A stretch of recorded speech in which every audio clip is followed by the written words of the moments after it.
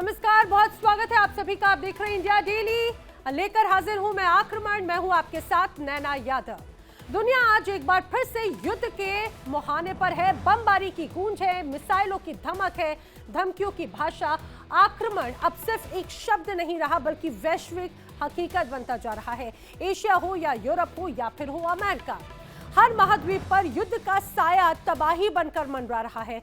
कहीं है विस्तार नीति की आग, कहीं है बदले की जंग और कहीं महाजंग की आहट। आज आक्रमण में हम आपको दिखाएंगे वो तस्वीरें जो दुनिया को हिला रही हैं और वो सवाल जो भविष्य तय करेगा। आज दुनिया विश्व युद्ध की दहलीज पर खड़ी है। हर देश से हर दिशा से यही संकेत नजर आते हैं। हर तरफ महाजंग की आहट सुनाई देती है और इसे समझने के लिए हम आपको 3 तस्वीरें दिखाने जा रहे हैं। इसके जरिए समझेंगे। दरअसल ये हैं वो 3 तस्वीरें। ये समझिए, पुतिन की पहली तस्वीर, पुतिन के ओरेश्निक मिसाइल हमले की तस्वीर। मैक 10 की रफ्तार, एयर डिफेंस को चकमा देने वाली ताकत। यूक्रेन पर यह हमला सिर्फ शहरों को नहीं बल्कि विश्व युद्ध तृतीय की संभावित दिन को तय कर दिया गया है। रूस ने साफ संदेश दे दिया है कि जो हमला करेगा उसका जवाब और भी ज्यादा भयंकर होगा।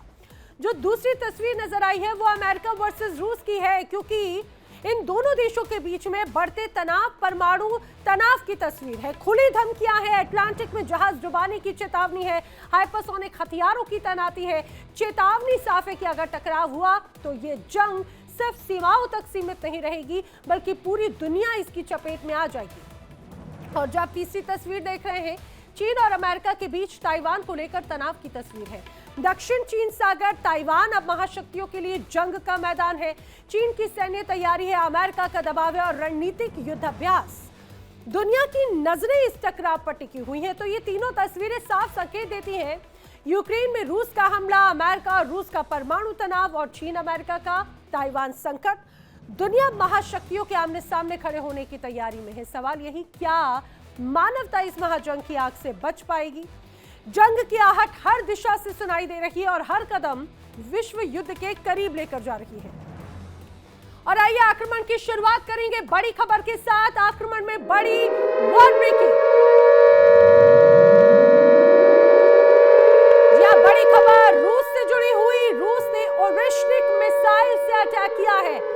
रूस का यह अटैक बड़ा घातक है। लवीव पर 6 ओरेश्निक मिसाइल दागे गए हैं, प्रहार किया गया है और इस हमले में 4 लोगों की मौत की खबर है। 22 से ज्यादा लोग घायल हुए हैं। मिसाइल हमला हुआ, परमाणु हथियार नहीं लगे थे। आप ये समझिए, पोलैंड की तरफ ये ओरेश्निक मिसाइल जा रही थी। पुतिन के घर पर ड्रोन हमले का एक तरह से बदला इसे कहा जा रहा है। आपको याद दिला दें, 29 दिसंबर को नोवोगोरोद में जो हमला हुआ उसके बाद की ये बड़ी तस्वीर कही जा सकती है। लेकिन समझिए, जिस बात का डर था वही आखिर हुआ है। ओरेश्निक मिसाइल से अटैक कर दिया गया और उसके बाद में स्थिति यहाँ पर जहां जहां पर इसका प्रभाव हुआ वहां पर सिर्फ तबाही थी। लवीव पर ओरेश्निक मिसाइल दागी गई और एक या नहीं बल्कि 6 यहाँ पर अटैक किए गए हैं। इस हमले में 4 लोगों की जान जाने की खबर है, 22 से ज्यादा लोग घायल हैं। लेकिन आप ये समझिए कि ये सिर्फ संकेत था, क्योंकि ये वो मिसाइल है जो कहीं ना कहीं परमाणु हमले का डर सताती थी और उसकी एक पिक्चर पुतिन अब पेश कर चुके हैं। गनीमत ये रही कि मिसाइलों में परमाणु हथियार नहीं लगे थे, वरना समझिए कि 2026 परमाणु हमले या परमाणु युद्ध वाला देश बन जाता। रूस ने यूक्रेन से पुतिन के घर पर हमले का बदला ले लिया है और बदला भी ओरेश्निक मिसाइल हथियार से। मैक 10 की रफ्तार, एयर डिफेंस को चकमा देने वाली हाइपरसोनिक ताकत यूक्रेन पर आसमान से कहर बनकर टूटी। साफ संदेश है, पुतिन पर हमला सीधे रूस पर हमला माना जाएगा और जवाब और भी ज्यादा खतरनाक होगा। जंग अब और भी ज्यादा उग्र और बेरहम होती जा रही है।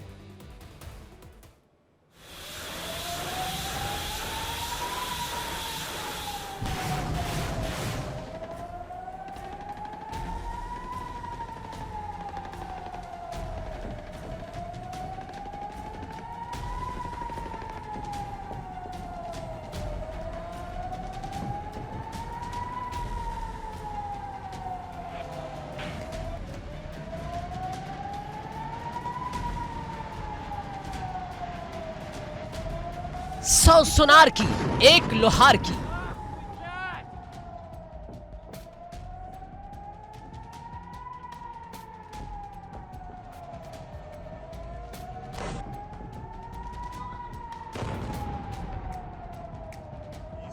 Пошел. Бамс. Ой-ой-ой. यूक्रेन ने ड्रोन से वार किया। Это серьезно прям.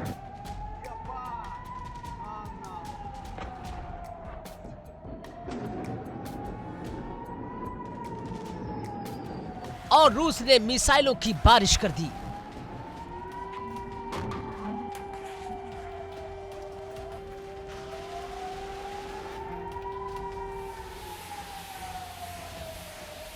ये कोई आम हमला नहीं था, ये था हाइपरसोनिक बदला।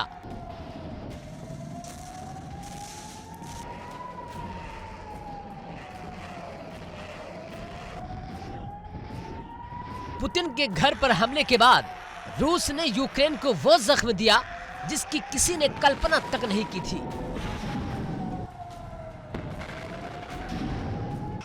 कीव, लीव और कई शहर मिसाइल, ड्रोन और आग की चपेट में थे। जिंदगी थम सी गई, सांसें रुक गई और युद्ध एक बार फिर इंसानियत पर भारी पड़ गया।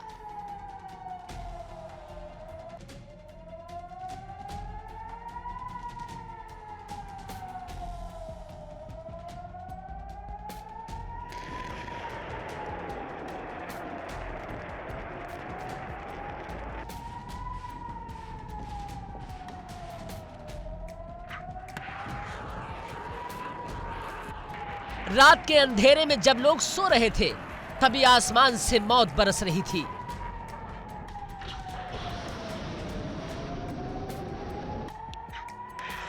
रूस ने यूक्रेन पर हाइपरसोनिक मिसाइलों से हमला किया।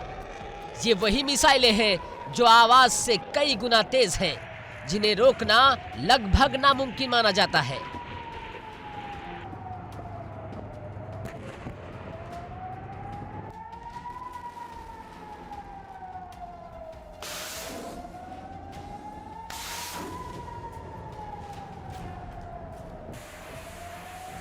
सबसे बड़ा निशाना यूक्रेन की राजधानी कीव। धमाके इतने तेज थे कि इमारतें कांप उठी, सड़कें थर्रा गईं और पूरा शहर दहशत में डूब गया।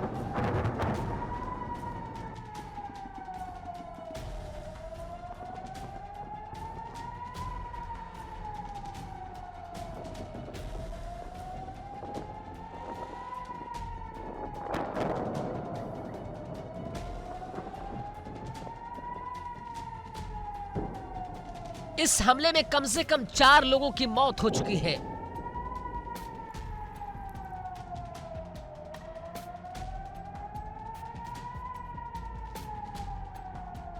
जबकि 22 लोग घायल बताए जा रहे हैं। मरने वालों में एक आपातकालीन मेडिकल वर्कर भी शामिल है, जो दूसरों की जान बचाने आया था और खुद मौत का शिकार हो गया। हमले के वक्त बचाव कार्य में जुटे 5 रेस्क्यू वर्कर घायल हो गए, यानी जो मदद के लिए आए वही निशाने पर आ गए।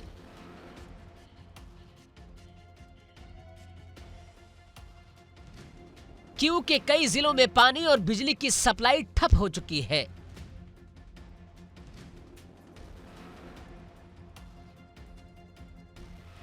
डेसनयान्स्की जिले में एक ड्रोन सीधे मल्टी स्टोरी बिल्डिंग की छत पर गिरा।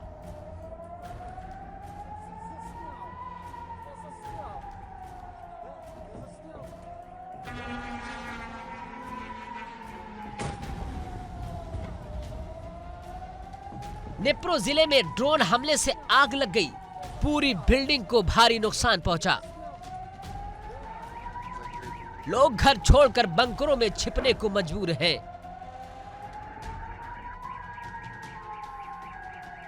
यहां अब जिंदगी नहीं, सिर्फ इंतजार है अगले हमले का।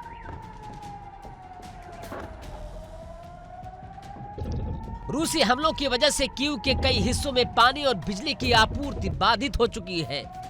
स्थिति बेहद गंभीर है। रूस का गुस्सा सिर्फ कीव तक सीमित नहीं रहा। यूक्रेन के पश्चिमी शहर लीव पर भी मिसाइलें दागी गई। ये वही इलाका है जिसे अब तक तुलनात्मक रूप से सुरक्षित माना जा रहा था। लेकिन अब कोई शहर सुरक्षित नहीं।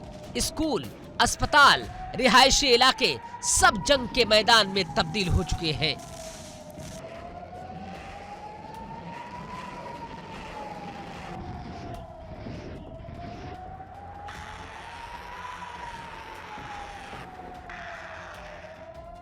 दावा किया जा रहा है कि यह हमला पुतिन के आवास पर हुए ड्रोन अटैक का बदला है। यूक्रेन की ओर से ड्रोन बरसाए गए और रूस ने जवाब दिया हाइपरसोनिक कहर से।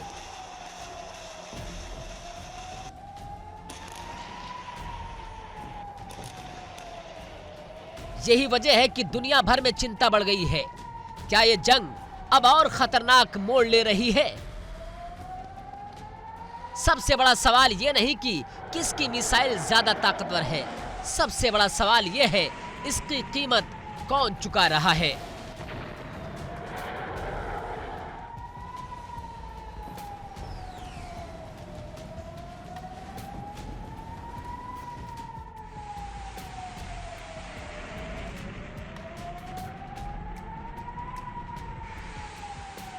वो बच्चे जो सायरन की आवाज से डर जाते हैं, वो बुजुर्ग जो अंधेरे बंकरों में कांपते हैं। जहां कभी पानी और बिजली थी, आज वहां ड्रोन और रॉकेट है। हाइपरसोनिक मिसाइलों का इस्तेमाल इस जंग को एक नई और खतरनाक दिशा में ले जा रहा है। अगर यही सिलसिला जारी रहा तो इसके असर यूक्रेन तक सीमित नहीं रहेंगे। पूरी दुनिया एक और बड़े टकराव की आशंका में है। यूक्रेन में अब सवाल जंग जीतने का नहीं, जिंदा बचने का है। जहां मूलभूत सुविधाओं की जगह मिसाइलों ने ले ली है, वहां अमन की उम्मीद हर धमाके के साथ और कमजोर होती जा रही है।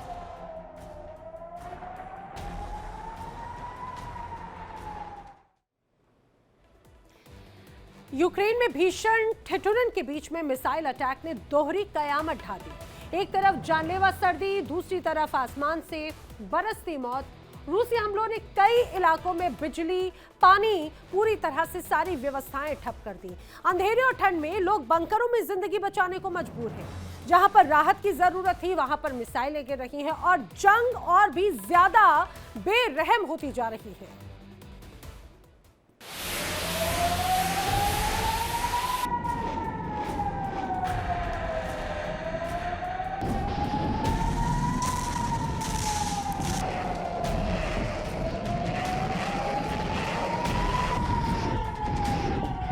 जब ठंड जान लेती है, जब बर्फ रास्ते रोक दे और जब अंधेरे में बिजली भी साथ छोड़ दे, ठीक उसी वक्त रूस ने यूक्रेन पर सबसे खतरनाक हथियार उतार दिया।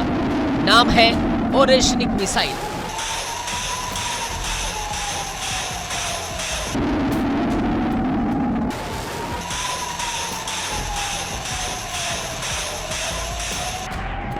रफ्तार बेहद भयानक और दावा दुनिया का कोई एयर डिफेंस इसे रोक नहीं सकता।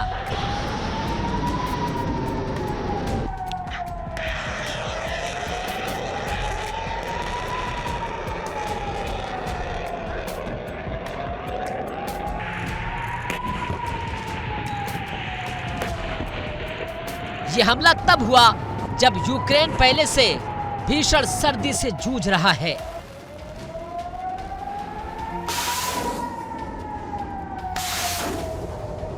ओरेशनिक रूसी भाषा में मतलब होता है हेजलनट ट्री। नाम भले ही शांत लगे, लेकिन इसकी मार पूरे यूरोप को दहला सकती है।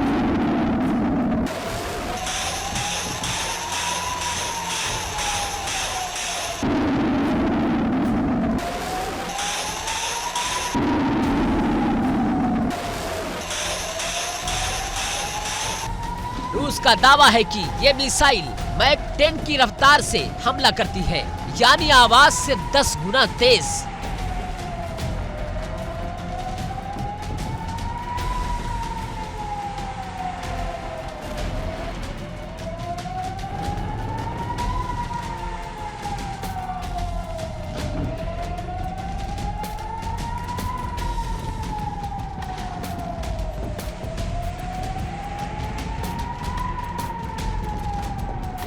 इतनी तेज कि किसी भी एयर डिफेंस सिस्टम को चकमा देकर निकल जाए।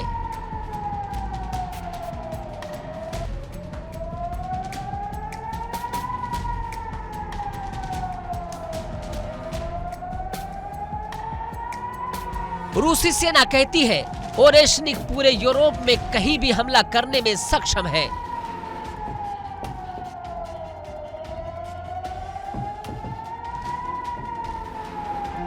ओरेशनिक रूसी हथियार जखीरे की सबसे नई मिसाइल है।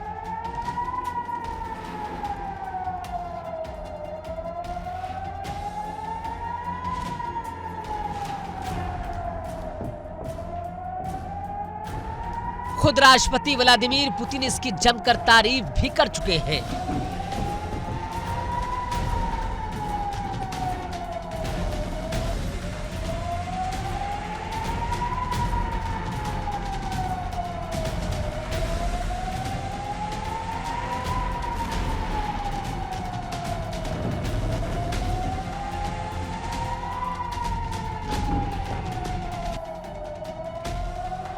ये मिसाइल एक साथ कई वॉरहेड ले जा सकती है, चाहे वो परंपरागत विस्फोटक हो या फिर परमाणु हथियार, यानी एक मिसाइल और कई तबाही।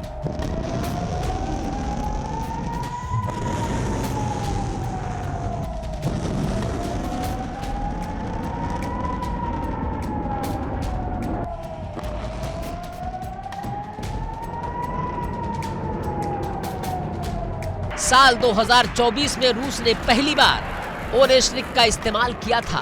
तब निशाना बना था यूक्रेन का निप्रो शहर।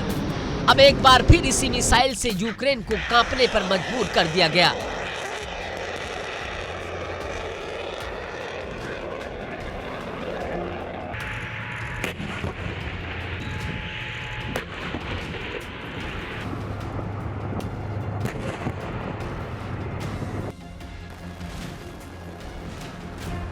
सबसे खतरनाक बात यह है कि रूस ने यह हमला ऐसे वक्त में किया है जब यूक्रेन भीषण ठंड की चपेट में है, तापमान 0 से नीचे है, सड़कें बर्फ से ढकी हैं और आम लोग जिंदगी बचाने की जद्दोजहद में हैं।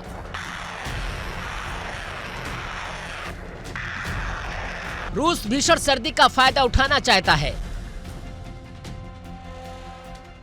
इसीलिए ज़ेलेंस्की कहते हैं कि हम अपने नागरिकों को संभावित हमलों के लिए तैयार रहने की चेतावनी दे रहे हैं।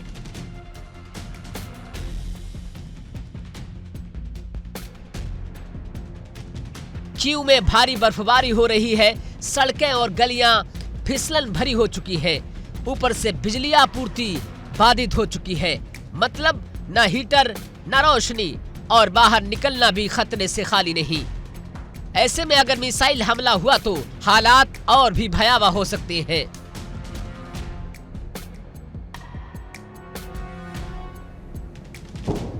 यूक्रेन में अब जंग सिर्फ सीमा पर नहीं लड़ी जा रही है, ये जंग घरों के अंदर है, बंकरों में है और उन बुजुर्गों और बच्चों में है जो ठंड और डर दोनों से लड़ रहे हैं। जहां कभी सर्दी से बचने के लिए आग जलाई जाती थी, आज वहां मिसाइलों की आग है। सैन्य विशेषज्ञ मानते हैं कि ओरेशनिक का इस्तेमाल सीधा संदेश है, रूस जंग को और खतरनाक स्तर पर ले जाने को तैयार है।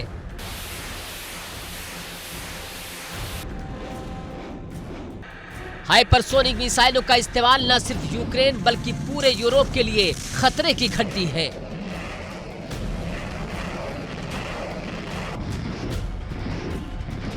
यूक्रेन में अब सवाल ये नहीं कि जंग कब खत्म होगी, सवाल ये है कि इस सर्दी में कितनी जिंदगियां इस जंग की भेंट चढ़ेगी।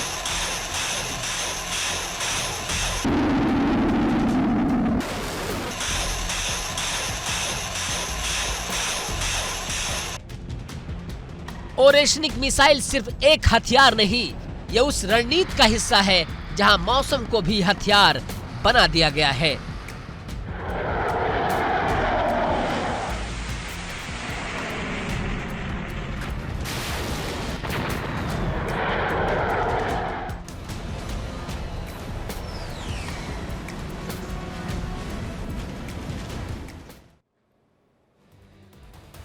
जंग के बीच पुतिन अपनी विस्तार नीति पर पूरी तरह से अडिग नजर आते हैं। यूक्रेन के कई इलाकों पर रूसी सेना का वर्चस्व अभी भी बरकरार है और अब एक और बड़ा दावा, रूस ने यूक्रेन के अहम शहर लीव पर कब्जा कर लिया है और ये कब्जा सिर्फ जमीन का नहीं बल्कि पुतिन के मिशन विस्तार का स्पष्ट संकेत माना जा रहा है। जंग थमी नहीं है और रूस रुकने के मूड में नजर नहीं आ रहा।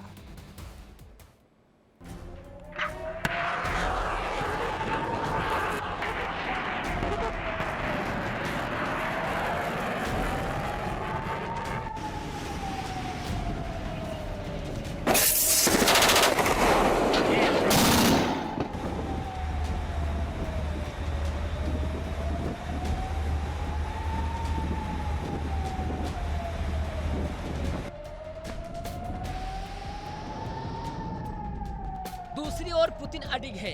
न दबाव काम आया, न चेतावनियां असर दिखा सकी।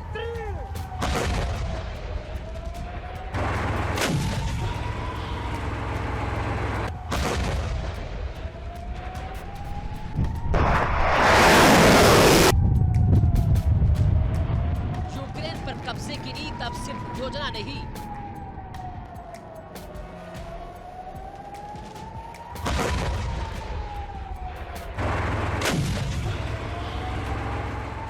जमीन पर तेजी से लागू हो रही है। रूसी फौज एक एक शहर यूक्रेन से छीनती जा रही है।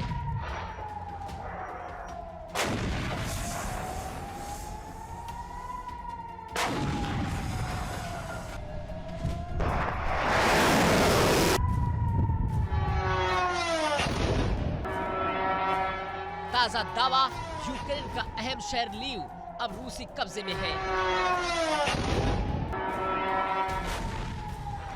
यूक्रेन की जंग अब निर्णायक मोड़ पर है। रूस सिर्फ हमला नहीं कर रहा, कब्जा पुख्ता कर रहा है।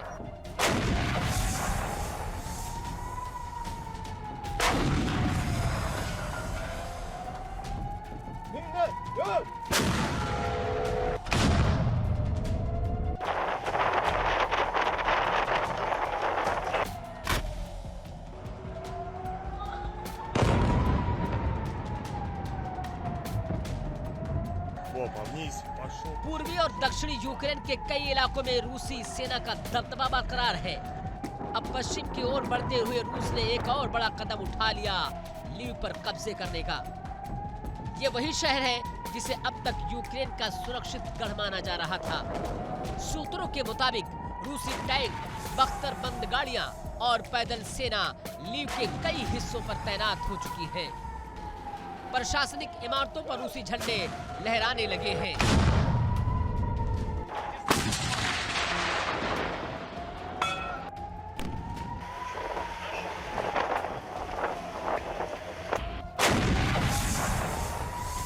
यूक्रेनी सेना पीछे हटने को मजबूर है और पुतिन का संदेश साफ है, जो कब्जे में आ गया वो वापस नहीं किया जाएगा।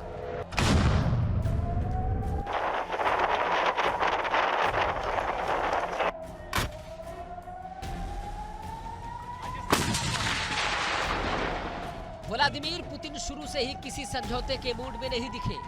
उनकी रणनीति साफ है, ज्यादा से ज्यादा इलाका, ज्यादा से ज्यादा दबाव और यूक्रेन का घुटनों पर लाना। कब्जा करने की ये नीति अब अपने चरम पर पहुंच चुकी है।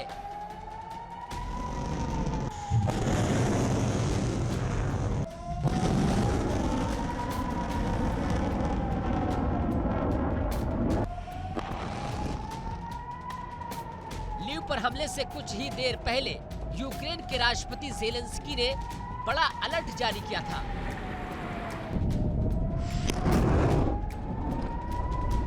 ज़ेलेंस्की ने खुद वीडियो जारी कर देशवासियों को चेताया था, बड़ा हमला अभी भी हो सकता है। रूस हमले की तैयारी कर चुका है।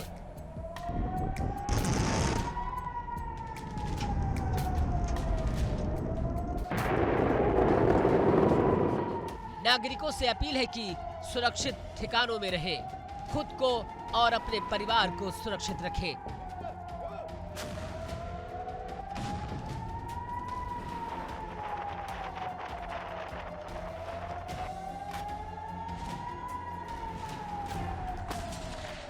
ज़ेलेंस्की की चेतावनी के बाद लीव और आसपास के इलाकों में अफरा तफरी मच गई। लोग घर छोड़कर बंकरों की तरफ भागे।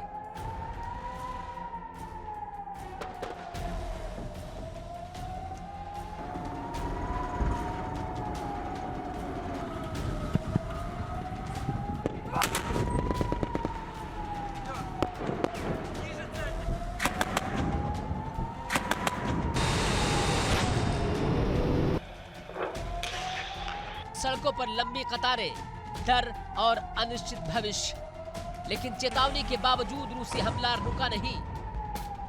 यूक्रेन में अब जंग सिर्फ सेना नहीं लड़ रही है, ये जंग आम नागरिकों पर सबसे भारी पड़ रही है।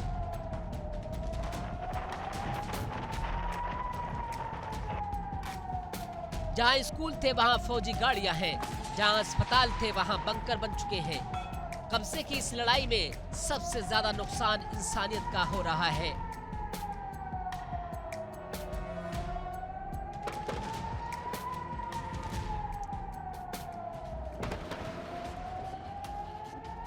लीव पर कब्जा सिर्फ एक शहर का नुकसान नहीं, ये यूक्रेन के लिए रणनीतिक और मनोवैज्ञानिक दोनों स्तर पर बड़ा झटका है।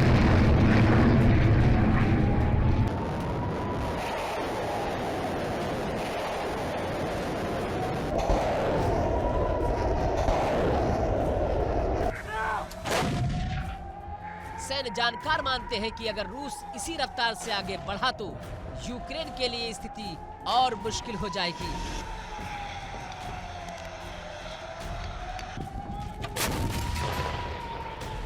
पुतिन अडिग है और जंग और बेरहम होती जा रही है।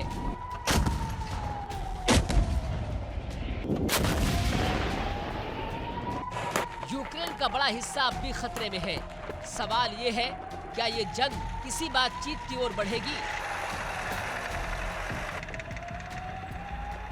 या फिर कब्जे की ये आग और फैलती जाएगी?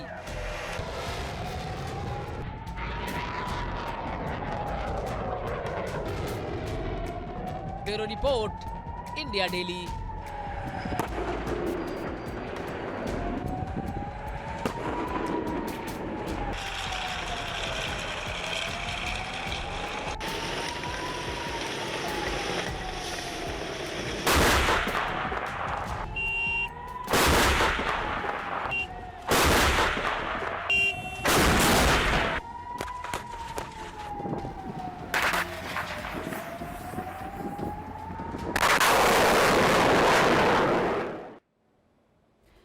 और अमेरिका और रूस में एटमी हुंकार की अगर बात करें, एक तरफ अमेरिका जहां पर ट्रंप सुनने को तैयार नहीं, दूसरी तरफ रूस जहां पुतिन ट्रंप की एटम कम करने की हुंकार भर रहे हैं। तेल टैंकरों से शुरू हुआ तनाव अब धमकियों तक पहुंच चुका है। परमाणु हथियारों की भाषा खुलकर बोली जा रही है।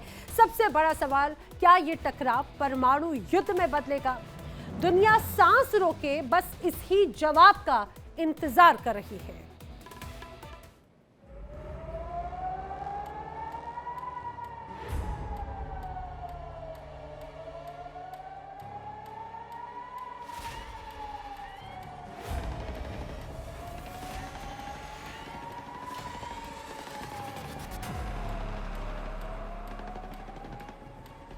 खुले समंदर में एक तेल का टैंकर,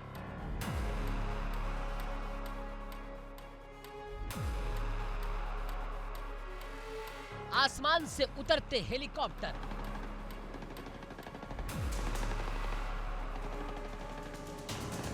चारों तरफ युद्धपोत और पनडुब्बियां।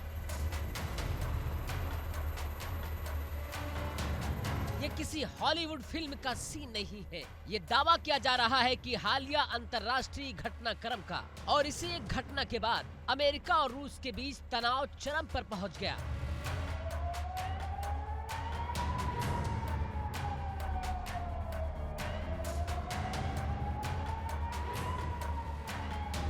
सवाल बड़ा है, क्या दुनिया परमाणु जंग के मुहाने पर खड़ी है? दावा है कि खुले समंदर में एक तेल टैंकर को लेकर बड़ा सैन्य टकराव हुआ। चारों ओर अमेरिकी और रूसी नौसेना की मौजूदगी, हेलीकॉप्टर की निगरानी और पनडुब्बियों की हलचल ने पूरे इलाके को युद्ध क्षेत्र में बदल दिया।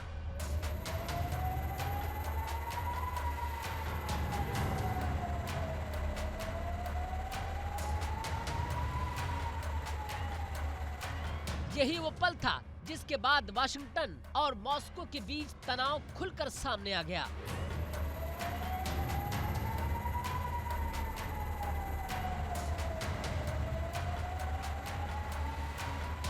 दो 2026 में दुनिया की दो सबसे बड़ी सैन्य महाशक्तियां अमेरिका और रूस एक दूसरे के आमने सामने खड़ी नजर आ रही हैं।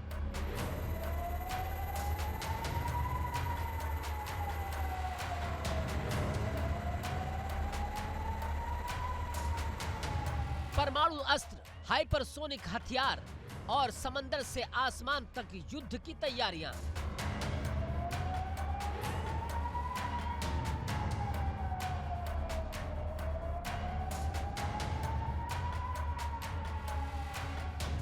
विशेषज्ञों की चेतावनी है, परमाणु टकराव का खतरा अब पहले से कहीं ज्यादा बढ़ चुका है।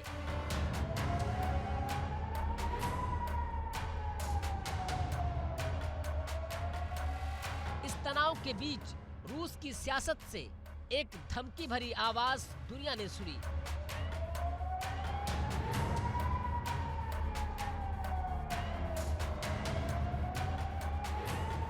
राष्ट्रपति पुतिन के बेहद करीबी माने जाने वाले एलेक्सी जुरालेव ने अमेरिका को सीधी और खतरनाक धमकी दे डाली।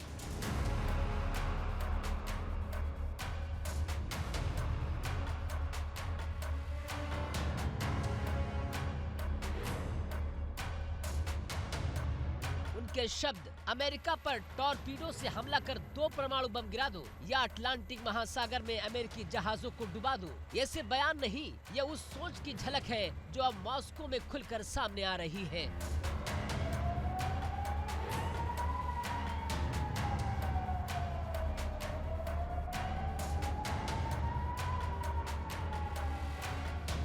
और जिसने वाशिंगटन की नींद उड़ा दी। अमेरिकी आउटलेट एक्सियोस के मुताबिक वाशिंगटन में डेमोक्रेट सांसदों की एक अहम बैठक हुई। इस बैठक में एक चौंकाने वाली बात सामने आई। कहा गया कि रूस और चीन से पहले अमेरिका को अपने ही सहयोगियों से टकराव झेलना पड़ सकता है।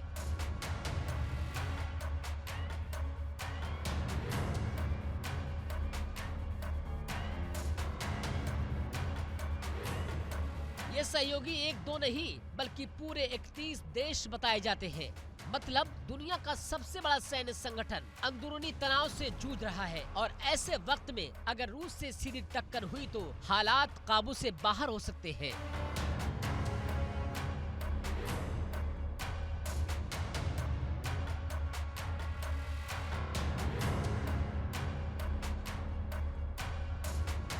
अब सबसे बड़ा सवाल है, सिर्फ एक तेल टैंकर की जब्ती दुनिया की 2 सबसे बड़ी सैन्य ताकतों को आमने सामने ला सकती है।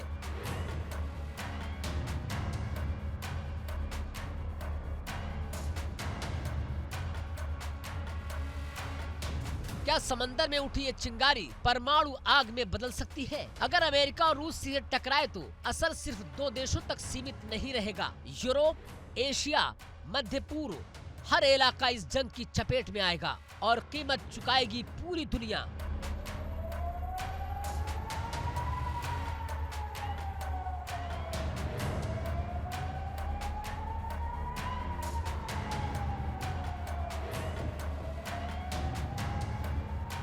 एक टैंकर, एक समंदर और 2 परमाणु ताकतें। इतिहास गवाह है, ऐसी चिंगारियां अक्सर महायुद्ध की वजह बन जाती हैं। अब नजरें इस पर है कि कूटनीति काम आती है या फिर दुनिया एक और तबाही की ओर बढ़ती है।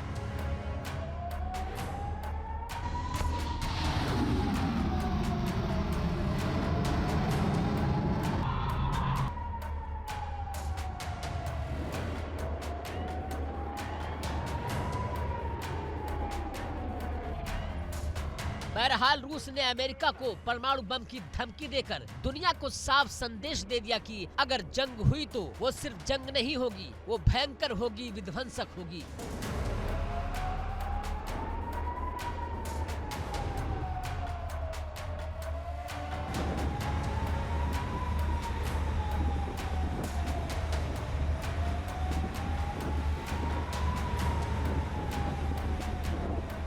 पुतिन के बेहद करीबी एलेक्सी के बयान ने वाशिंगटन की नींद उड़ा दी। सीधी धमकी, अमेरिका पर टॉर्पीडो से हमला करो, परमाणु बम गिरा दो या अटलांटिक में अमेरिकी जहाज डुबा दो।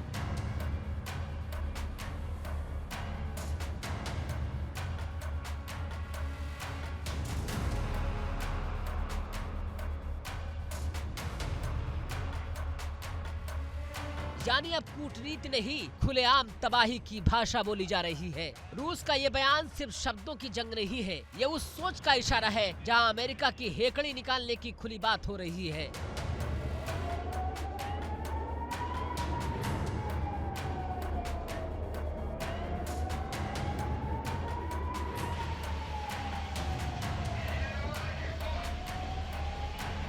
तो 2026 में दुनिया की दो सबसे बड़ी परमाणु ताकतें आमने सामने खड़ी हैं। एक तरफ अमेरिका का नेटो गठबंधन तो दूसरी तरफ रूस की परमाणु ताकत और हाइपरसोनिक हथियार।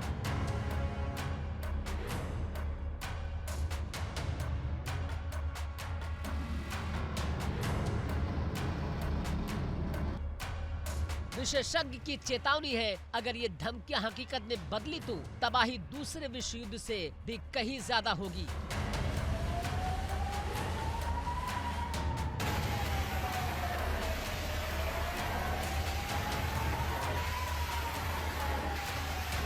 ये जंग सीमाओं तक सीमित नहीं रहेगी, इसकी आग पूरी दुनिया को जला सकती है।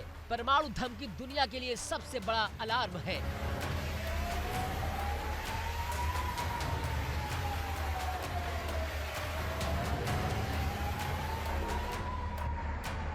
सवाल ये नहीं कि कौन ज्यादा ताकतवर है, सवाल ये है कि इंसानियत इस टकराव से बच जाएगी।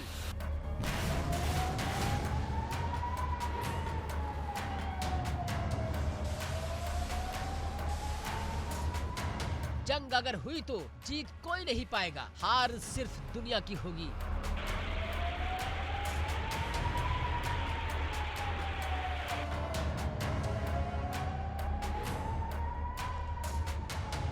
Bureau report, India daily.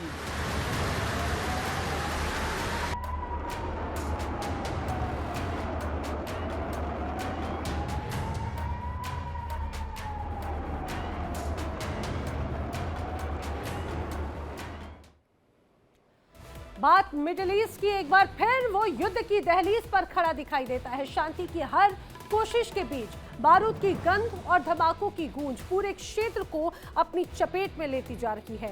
Lebanon में इजरायल की ताजा एयर स्ट्राइक इस बात के सीधे साफ संकेत है कि हालात बेहद नाजुक मोड़ पर है। और ये सिर्फ एक सैन्य कार्रवाई नहीं, बल्कि एक बड़े और भयानक संघर्ष की आहट है। लेबनान में जब शांति की उम्मीदें जागी, तब एक बार फिर से आसमान से आग बरसने लग गई। इजरायल की वायुसेना ने लेबनान के कई इलाकों पर लगातार अटैक किए, जिससे पूरे देश में डर और अनिश्चितता का माहौल फैल गया।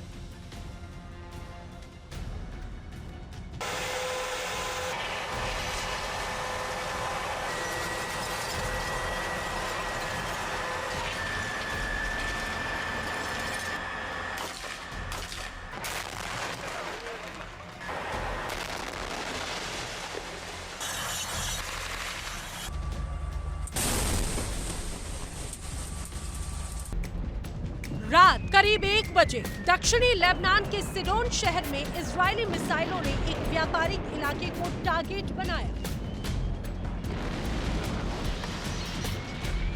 हालांकि राहत की बात यह रही कि जिस इमारत पर हमला हुआ वो उस वक्त खाली थी, लेकिन धमाका इतना जबरदस्त था कि पूरा इलाका दहल उठा।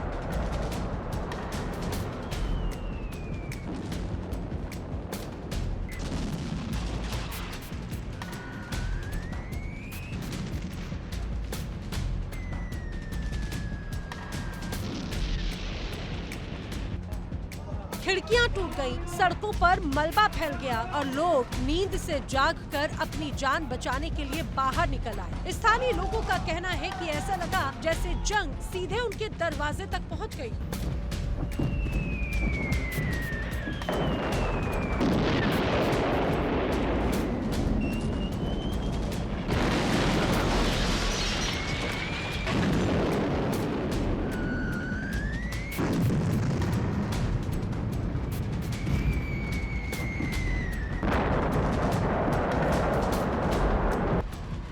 इससे पहले भी इजरायली सेना पूर्वी लेबनान की बेका वैली में कई ठिकानों पर हवाई हमले कर चुकी है। इजराइल का दावा है कि ये वो इलाके हैं जहां पर हिजबुल्लाह और हमास के ठिकाने मौजूद हैं या जिनका इस्तेमाल हथियारों के भंडारण और लड़ाकों की आवाजाही के लिए किए जाते हैं।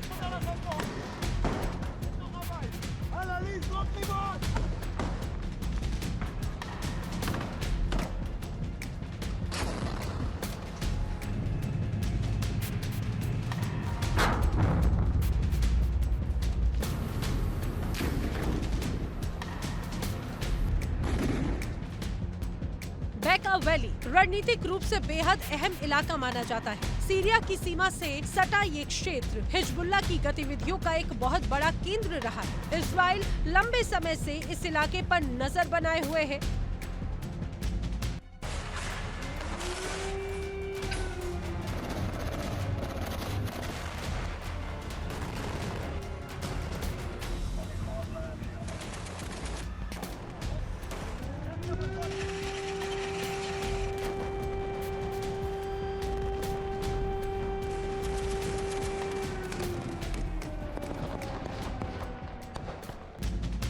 लेकिन सवाल ये है कि ये हमले ठीक इसी वक्त क्यों?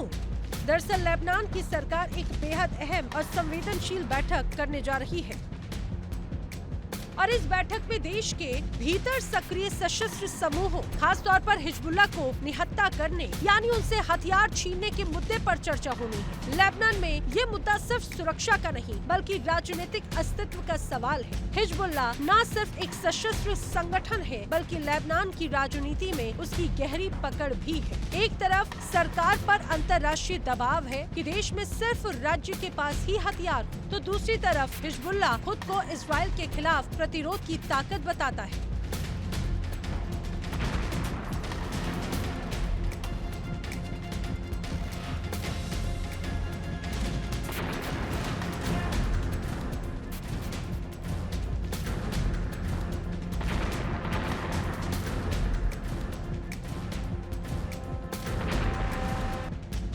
अब ऐसे में इजराइल के ये ताज़ा हमले लेबनान की आंतरिक राजनीति को और ज्यादा अस्थिर कर सकते हैं। हिजबुल्लाह के पास में हजारों रॉकेट और मिसाइलें हैं जो इजराइल के भीतर गहराई तक मार करने में सक्षम है।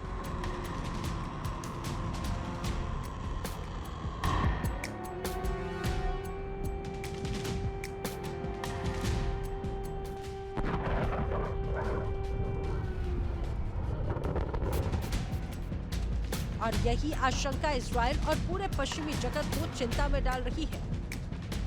मिडिल ईस्ट पहले से ही गाजा युद्ध, रेड सी संकट और ईरान इजराइल तनाव से झुलस रहा है। अब ऐसे में लेबनान मोर्चे का खुलना पूरे क्षेत्र को एक बहुस्तरीय युद्ध में धकेल सकता है।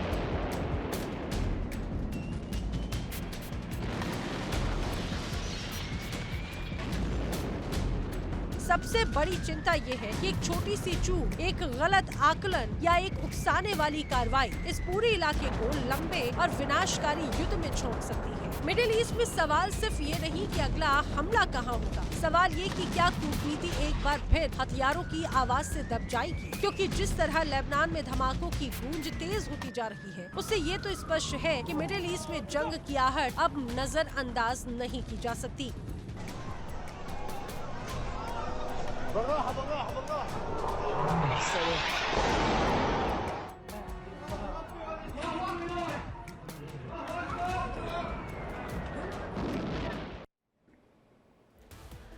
लेबनान में इजराइल के ताजा हमलों के बाद में ईरान पूरी तरह से सतर्क हो चुका है। तेहरान चौकन्ना है, इजराइल की हर सैन्य, कूटनीतिक और रणनीतिक गतिविधियों पर पैनी नजर बनाए हुए है।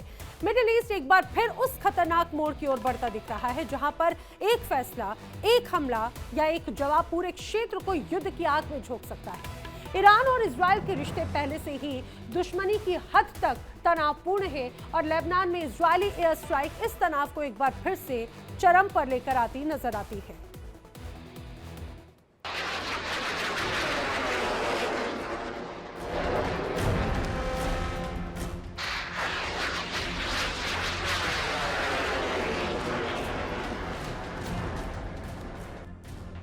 याद कीजिए, यही ईरान था जिसने तब इजराइल पर सीधे मिसाइल बरसाई थी जब इजराइल लेबनान पर बमबारी करने से बाज नहीं आ रहा था।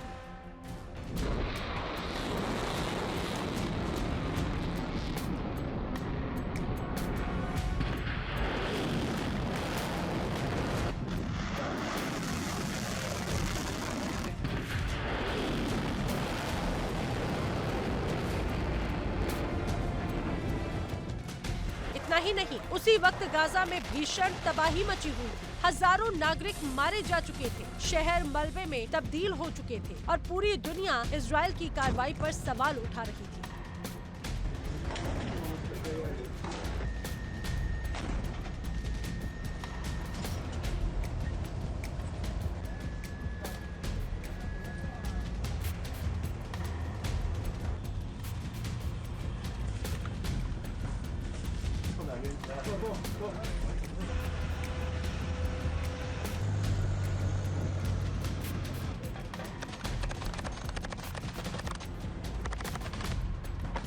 उस दौर में ईरान लगातार चेतावनी दे रहा था। तेहरान से बयान आ रहे थे कि अगर इजराइल नहीं रुका तो इसके गंभीर नतीजे देखने को मिलेंगे।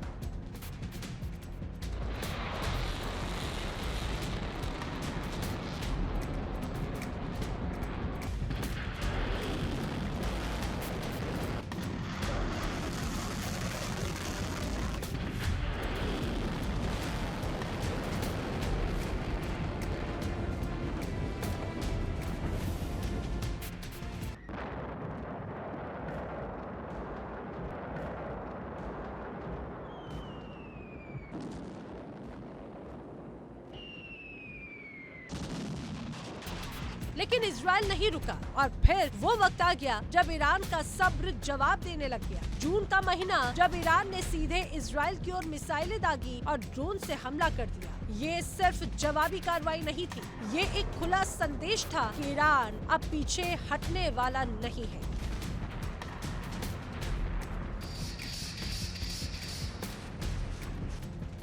भले ही उस हमले का ज्यादातर हिस्सा इजराइल और उसके सहयोगियों ने हवा में ही नाकाम कर दिया हो, लेकिन रणनीतिक रूप से उसका असर बेहद गहरा था, क्योंकि पहली बार ईरान और इजराइल खुले तौर पर एक दूसरे के आमने सामने आए और तभी से मिडिल ईस्ट तक एक स्थायी तनाव की स्थिति देखने को मिली।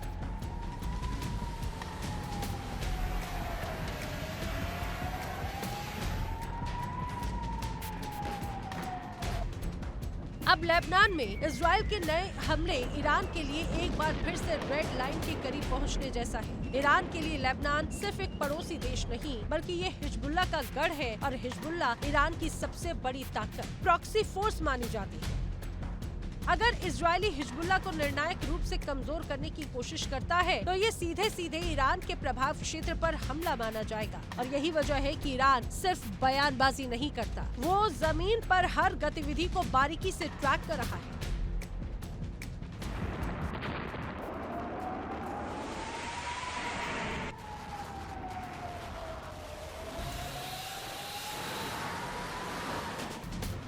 हिजबुल्लाह के पास हजारों मिसाइलें हैं, जिनमें से कई तेल अवीव, हाइफा और अहम सैन्य ठिकानों तक मार करने में सक्षम है। यही वजह है कि अमेरिका खामोश नहीं बैठा। अमेरिकी युद्धपोत, एयर डिफेंस सिस्टम और कूटनीतिक दबाव सब एक साथ सक्रिय है ताकि हालात बेकाबू ना हो।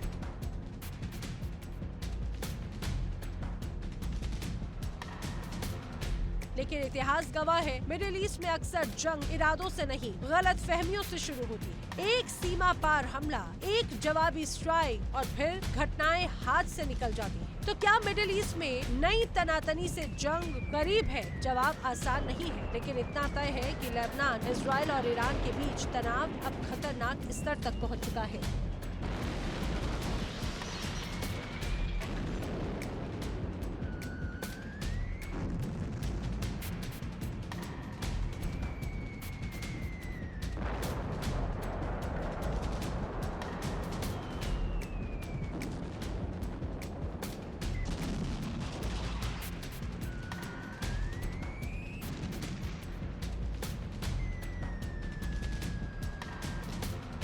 और दुनिया एक बार फिर उस मोड़ पर खड़ी है जहां कूटनीति अगर नाकाम हुई तो अगली सुर्खी युद्ध की घोषणा की भी हो सकती है, क्योंकि मिडिल ईस्ट में जब हालात सुलगते हैं तो इसकी आग दूर दूर तक फैलती है। और इस बार दांव पर सिर्फ एक देश नहीं बल्कि पूरा क्षेत्र है।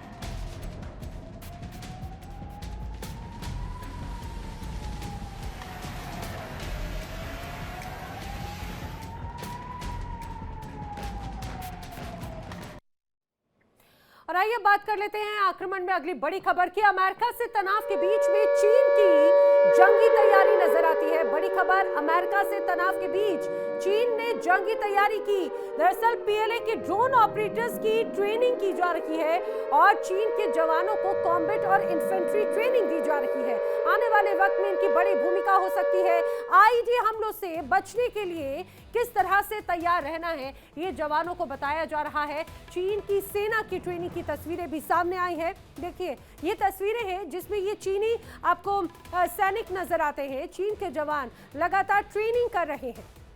पीएलए की ड्रोन ऑपरेटर्स की ट्रेनिंग है, कॉम्बैट और इन्फेंट्री ट्रेनिंग। देखिए, ये उसी का एक तरह से वीडियो जिसमें बताया गया है कि किस तरह से चीन की सेना भी तैयार है। और समझिए, अक्सर हमेशा चीन की तरफ से ऐसे प्रोपेगेंडा वीडियोस जारी किए जाते हैं, लेकिन ये वीडियो जिस दौरान जारी किया गया है पीएलए की तरफ से, वो समय बहुत इंपॉर्टेंट है।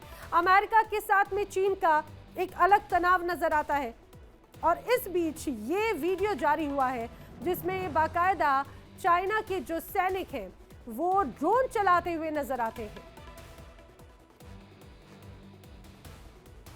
और आक्रमण में अब बारी है आज के सवाल की। आज का सवाल क्या है, जान लीजिए। आज का सवाल है, ताइवान चीन से कब अलग हुआ था? आपके सामने दो ऑप्शंस हैं। पहला ऑप्शन 1935, दूसरा ऑप्शन है 1949। इनमें से क्या है सही जवाब? अगर आप जानते हैं तो टीवी स्क्रीन पर दिखाए जा रहे नंबर पर व्हाट्सएप के जरिए आप अपना जवाब हमें भेज सकते हैं। सही जवाब देने वाले लकी विजेता को मिलेगा शानदार इनाम। और अब बारी है कल पूछे गए सवाल का जवाब देने वाले विजेता का नाम जानने की। कल पूछे गए सवाल के विजेता हैं वैभव शुक्ला, जो कि उत्तर प्रदेश फर्रुखाबाद के रहने वाले हैं। वैभव शुक्ला जी, आपको इंडिया डेली टीम की तरफ से बहुत शुभकामनाएं, बधाई। और यहाँ पर वक्त एक छोटे से ब्रेक का। इंडिया डेली अब आपके स्मार्ट टीवी पर भी मौजूद है। इंडिया डेली 24/7 अब आप लाइव देख सकते हैं इन सभी प्लेटफॉर्म्स पर।